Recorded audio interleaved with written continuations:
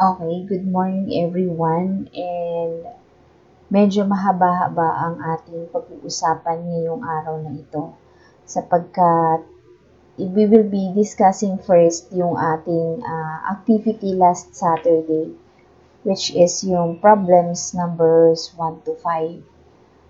Some of you ay medyo nalito dito sa mga problem na nandito na inilagay ko para sa inyong activity ngayong nung last Saturday.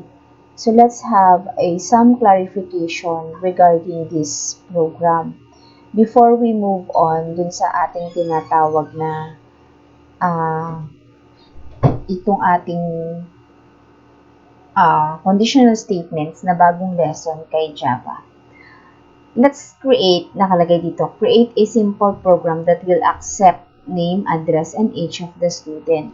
So, alin ba yung kanilang alin ba yung input? So, let's determine. Ang input is the name, address, at saka age. Now, i-determine natin yung data type. Ang data type ni name ay string. Ang data type ni address ay string. At ang data type ni age ay integer. Ngayon, sabi dito, ang output ninyo is to display student information. So, yan yung gagawin natin. Para makita natin kung paano na isosolve yung problem na to, let's create a new Java with the name information. Kasi yun yung nakalagay dito. So, we will be declaring or importing Java utility, which is yung scanner. Kasi siya yung mag-facilitate ng accepting users input. And then, declare method header ninyo. So, method header public static void main string open parenthesis. Okay, tawagin nyo yung scanner na utility. Bigyan nyo ng panibagong pangalan. Pangalan natin ay new scanner. Yan.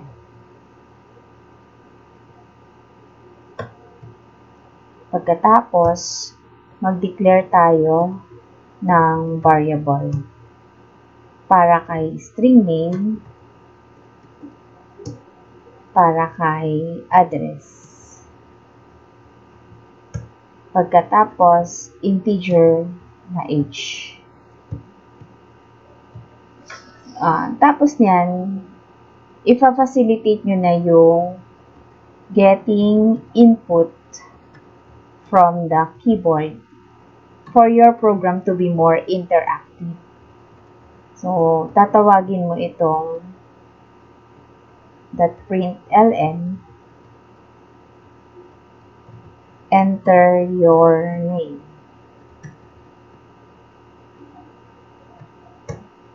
So, para makuha nung system mo yung process ng iniligay ni user na name, so you have to use name is equal to I dot next line. Ito yung para lang sa mga string value. Okay? Kasi hindi siya naka-terminate. Para naman sa sa address, kopyahin lang natin siya. Kasi babaguhin lang natin siya ng address. Tapos yung file name, ay yung variable name na address. Paano naman po dun sa age? So, ito, kopyahin ko. Gagawin ko, enter your age. And then, so we have age. dot I dot next. So, since ang ginamit natin kanina for the age ay integer, so hahanapin natin yung facility or token para dun sa integer, which is ito. Now, para mag-display, ang gagawin nyo lang, that print your name is, and then tawagin mo lang yung variable mo na name gamit si concatenator operator class. Kopyahin natin. Ito, babaguhin lang natin na address. Kopyahin natin. Ito, gagawin natin age. So, ito your address. And this one is your age is. Right-click natin dito. And then run. So, yan. Nakalagay dito. Enter your name. Myra. Address. Sariaya. Age 19. So, sabi, your name is, so kung mapapansin nyo siya isang direction. Para siya ay magpunta sa next line, lalagyan ito ng ln, at ito ay ln. I-run ulit natin. Myra, Sariaya, tapos 19. So, yan. Ito yung ating pinakang output ngayon para sa problem number 1. May katanungan? Alright. Next. Tingnan naman natin yung problem number 2. So, nakalagay dito, kailangan nyo mag-accept ng 2 numbers na kailangan ma-display yung sum ng dalawang number, yung difference, yung quotient, product, at kailangan yung isave siya as kasagutan. Mag-create tayo ng panibagong class na may pangalang kasagutan. Kasi yun yung hinihingi. Pagkatapos, mag-import ulit kayo ng utility scanner. Kasi siya, again, yung magfa-facilitate ng inyong pag-accept sa keyboard. So, ito naman po ay yung ating main method. So, we have public, static, void, main, string, and then args. Pagkatapos, open, and then po, tawagin po ninyo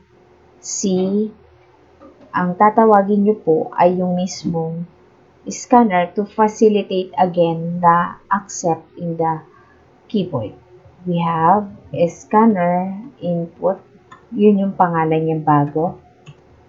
Scanner system.in.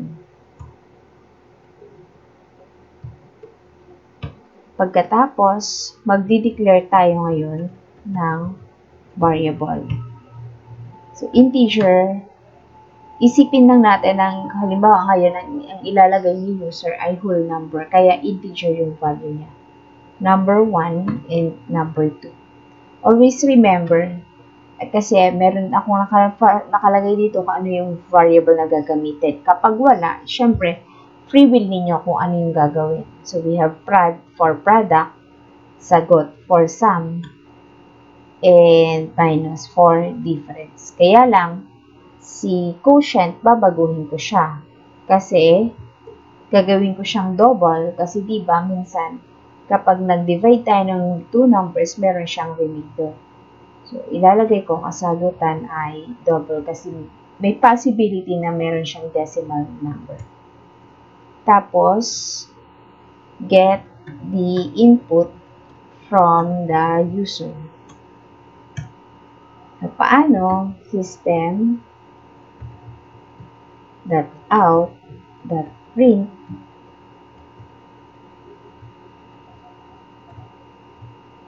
please enter number 1. Pagkatapos po ay we have number 1 is equal to input that. Next, in. Para naman sa number 2, kopyahin lang natin to. I-paste lang natin siya. So, instead na 1 to, lalagyan natin 2 at ito yung 2. Now, process using the formula. Paano? So, yung ating sum muna. So, sagot is equal to number 1 plus number 2. Kay product naman, prod is equal to number 1 plus number 2. Dun sa pag-minus naman, equals number 1 plus number 2. Now, sa quotient, we have kasagutan is equal to number 1 divide number 2. To display the sagot or the answer, display the answer. So we have a system that print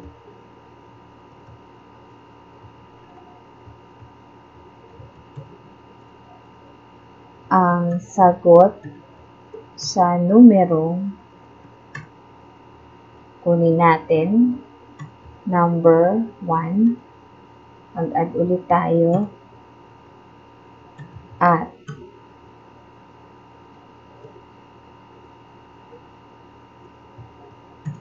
number 2. Concatenate I plus tawagin natin para sa sum sagot. Yan. Lakihan lang natin. Ito, kukopyahin nyo na lang siya. Paste nyo lang. Gagawin yung imbis nito yung sagot. Gagawin mo siyang product. Paste mo ulit. Gagawin mo siyang para sa minus. Paste mo ulit. Ito naman ay para sa kasagutan, which is yung sa quotient. I-run natin.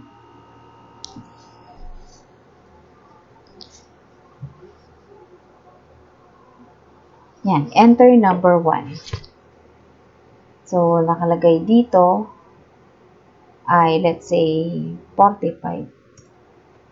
Enter number 2, let's say, 30. Ayan. So, nagdire-diretso ulit kasi hindi natin ito nilagyan ng ln, ln, ln, ln, ln, and another ln. So, right-click ulit natin, run natin, o gamitin natin 45. Isay 30.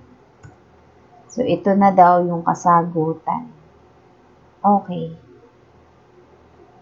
Bakit po, ma'am, pare-pareho po ang sagot? Kasi po, dun sa process natin, hindi natin binago yung ating operator. Ito yung product, of course, dapat ito ay asterisk. Ito yung subtraction, so dapat siya ay pang-subtraction. Run ulit natin. So, let's use the same number, 45. Ito yung 30. So, yan na. Magkakaiba na po sila na kasagutan. Kasi ito yung para sa, tawag dito, para sa addition. Ito yung multiplication, subtraction, and division. Gets? Okay, let's move on for problem number 3. Sa problem number 3 nakalagay, create a program that will compute the circumference of a circle. Use the formula C is equal to 2 multiplied by pi multiplied by r. Si 2 ay constant, si pi ay meron sarili niyang value, si R lang yung ating tatanggapin. So, create tayo ng bagong Java file. Lagyan natin ng circumference. Again, so halos parang ulit-ulit lang siya, di ba? Java.util.scanner. Pagkatapos, main header, public static void main, RGS. After yan,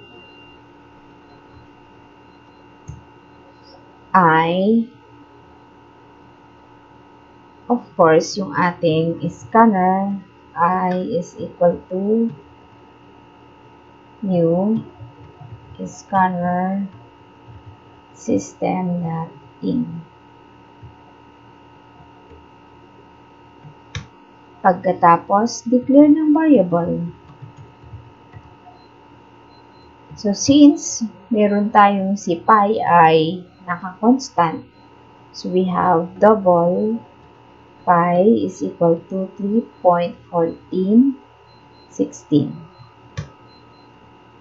Int na radius.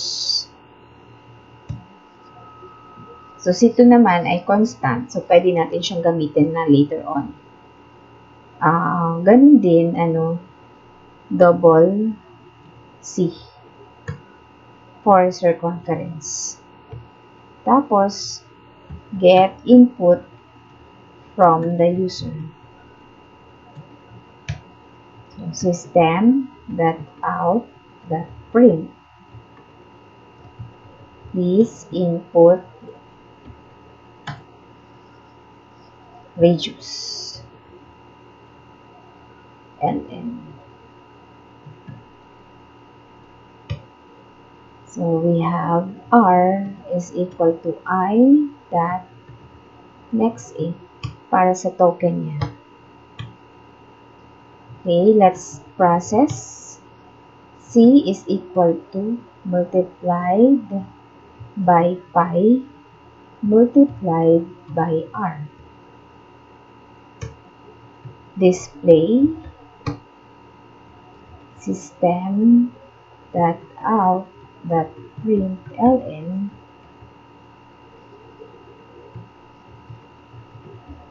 ang circumference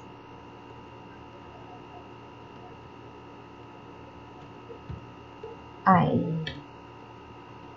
plus C. So, let's try. Run natin. Okay, wala daw main method.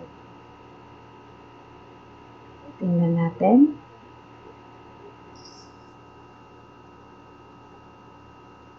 Public static void main.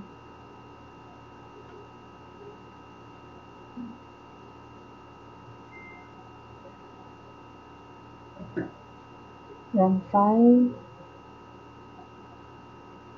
Walang main method.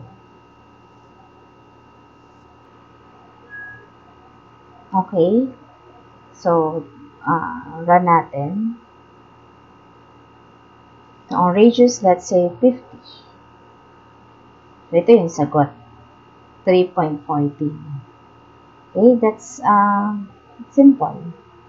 So, yun yung ating problem number 3. I hope na masagutan ninyo itong problem number 4 and problem number 5. Just following the example na ibinigay ko sa inyo ngayon. At dinagdagan ko siya nitong additional activity natin. Again, ibig sabihin ito, kailangan yung program ninyo ay makapag-accept ng 3 numbers.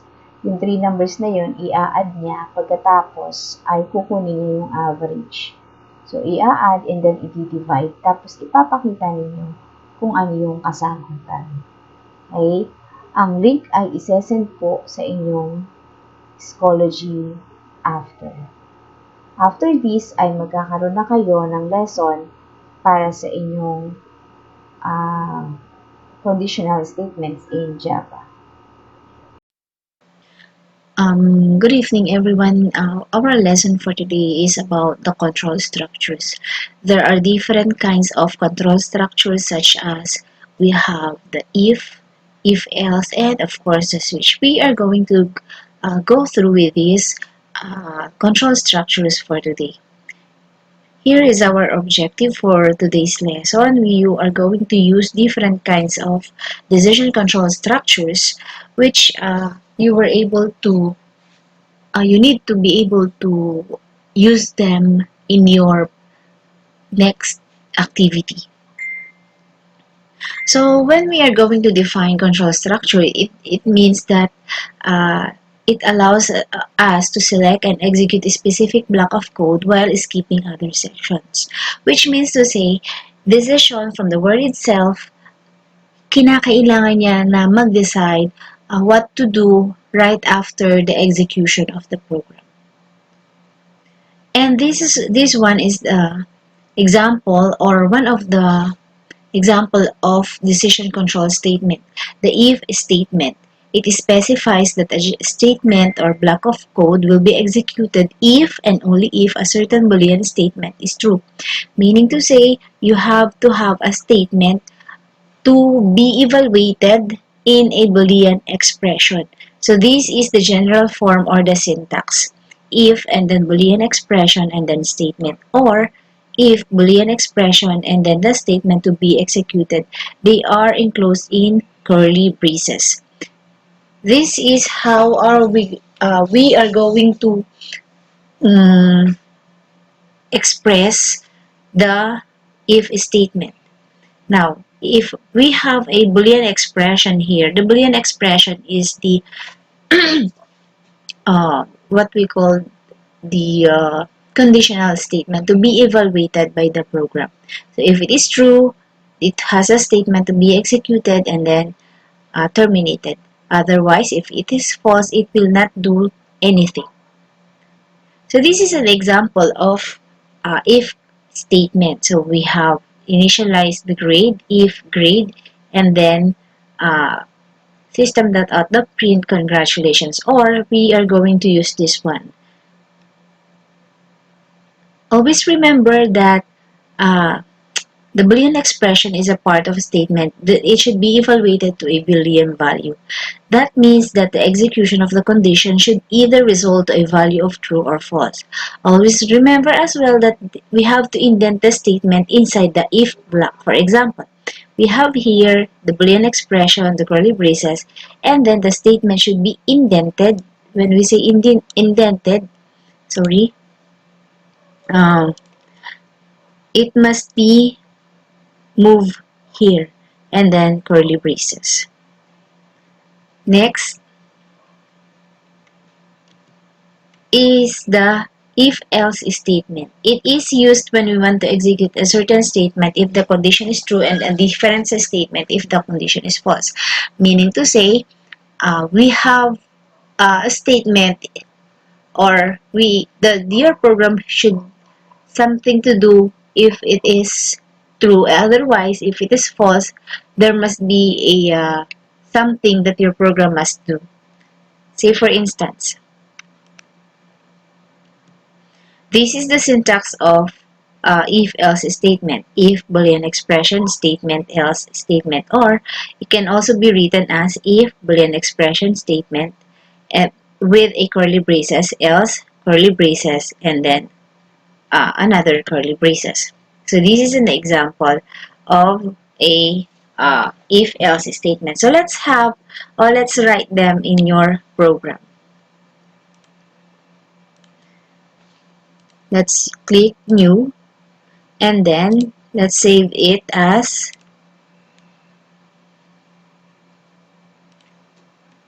example if else dot java. Let's say for instance we are going to determine if you pass or failed in a certain subject. So we are going to have your scanner import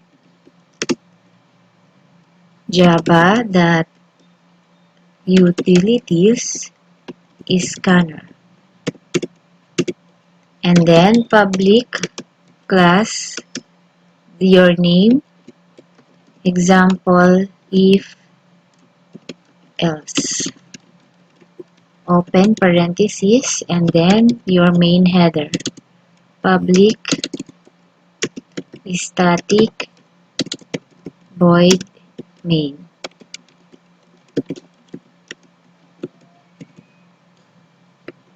After this is your initialization of your scanner. Scanner scan is equal to new scanner system.in, and then you are going to ask your user to enter the grade. Please enter grade.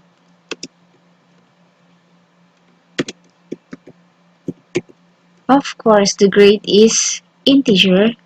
Int grade is equal to next scan dot next int. We will now have the decision structure or statement. If grade is greater than or equal to 75, open curly brace, system.out.print, congratulations, you passed.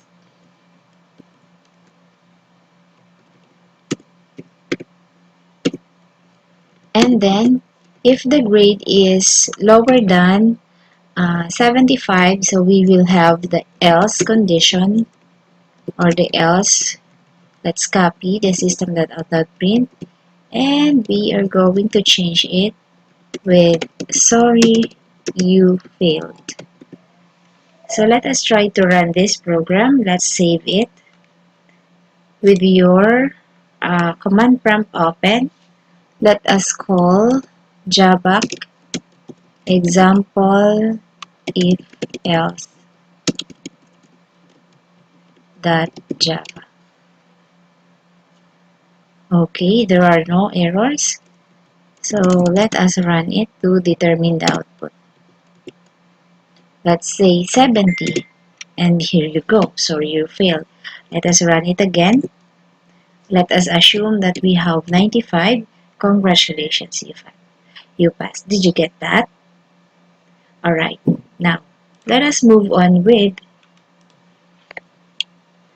the coding guidelines. To avoid the confusion, always place the statement or statements of an if or else if block inside your bracket.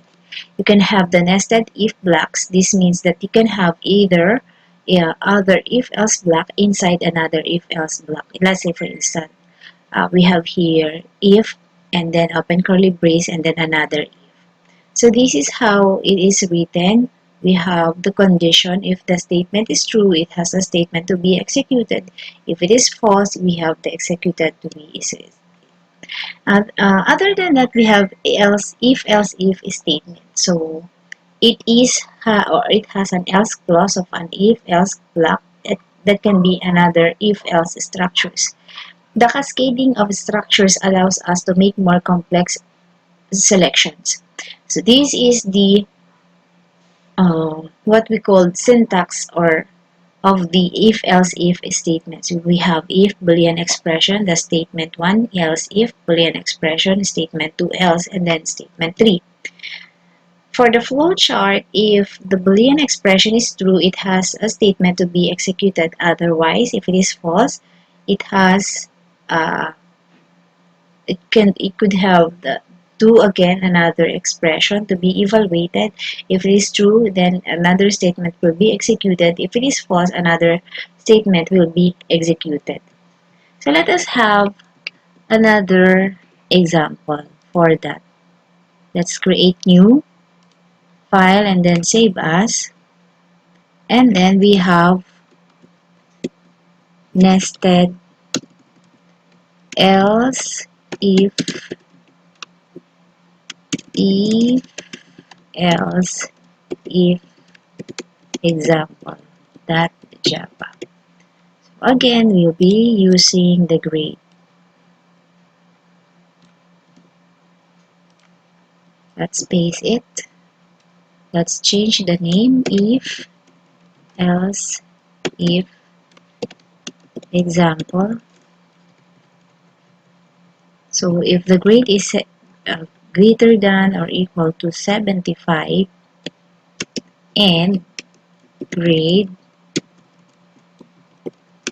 is uh, less than or equal to 80, your program will say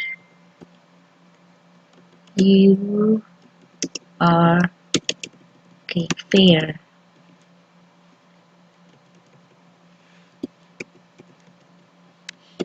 If grade is greater than or equal to 90 and grade is less than or equal to 100, what will be the statement to be executed? Excellent. We don't have 80 to 90, so we are going to create another. Let's copy and paste. If, or rather, we have else if.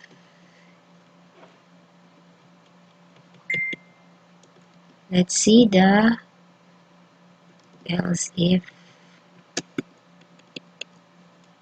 Else if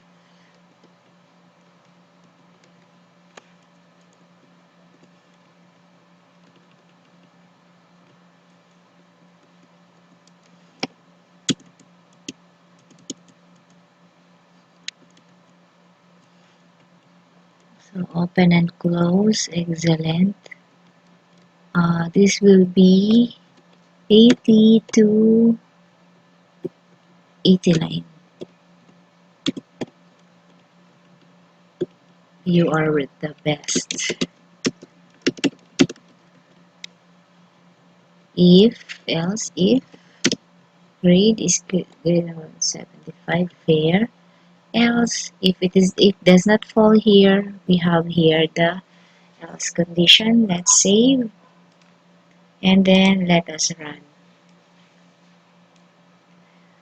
So again, we are going to compile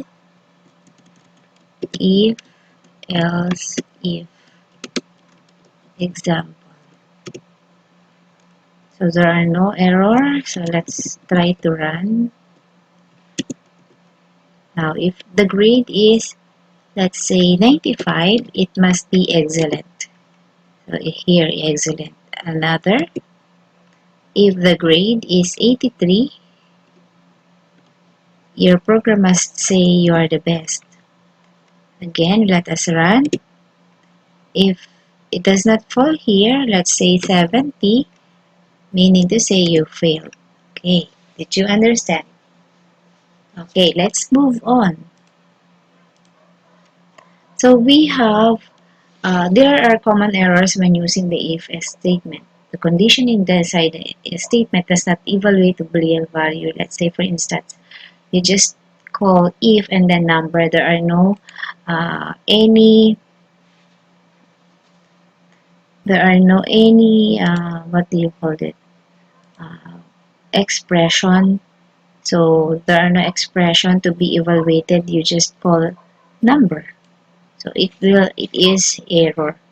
Another one is using a single equal sign instead of double equal sign. Always remember that this kind of uh, equal sign is only used for assigning operator, rather than you have to use double equal sign for comparison.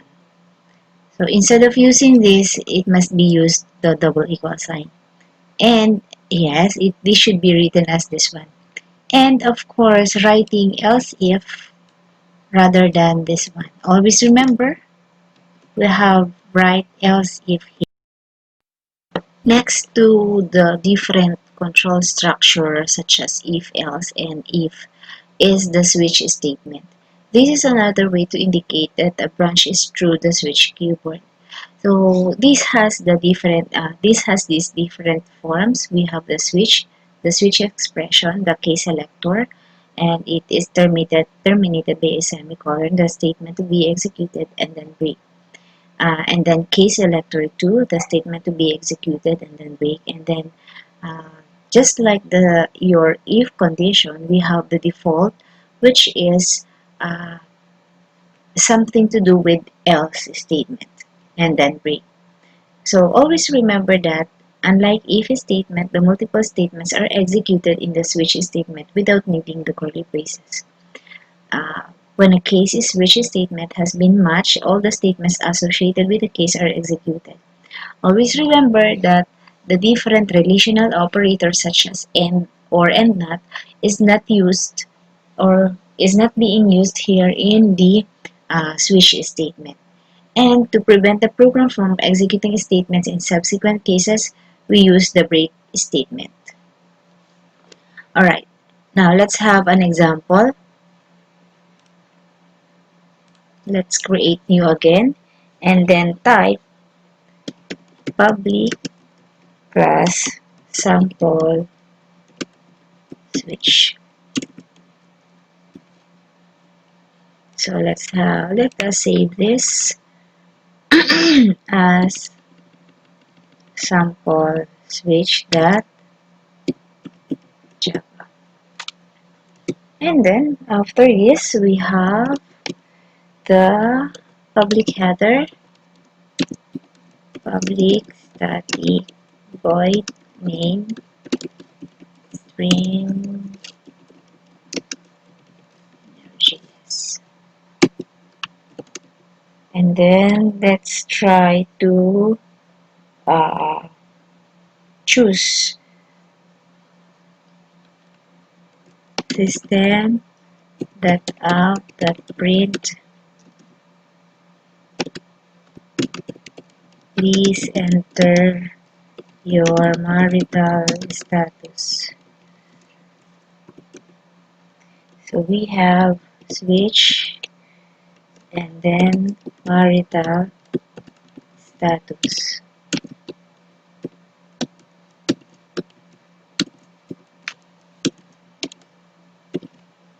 After this,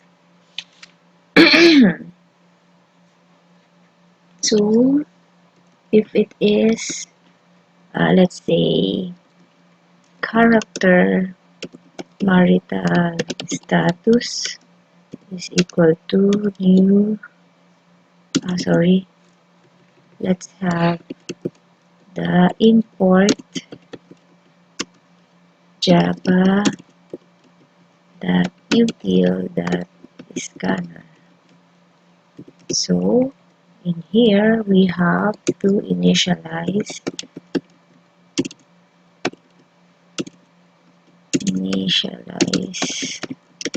the scanner. So scanner scan is equal to new scanner system dot in. So we have marital status is scan dot next dot car at 0.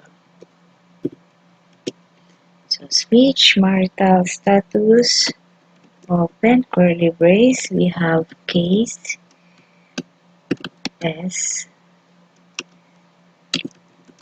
case na maliit na s. And then sasabihin mo system.out.print single. And then terminate, and then we have to use break to stop the program from executing. And then case, let's say m. or maliit na M. Sasabihin mong married.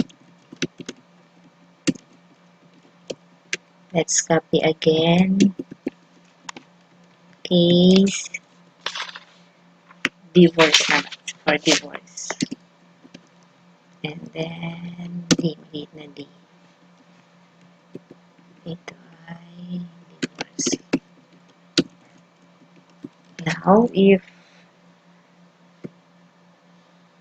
it doesn't have, so we use default, open, and then let's copy the printing.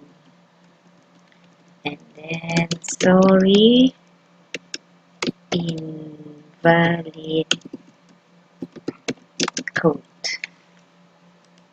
And then close, close, close. Alright, let's run, save. And then, let's call Java sample switch. There are no errors. Let's see the outcome. Please enter marital status. Let's say M na maliit.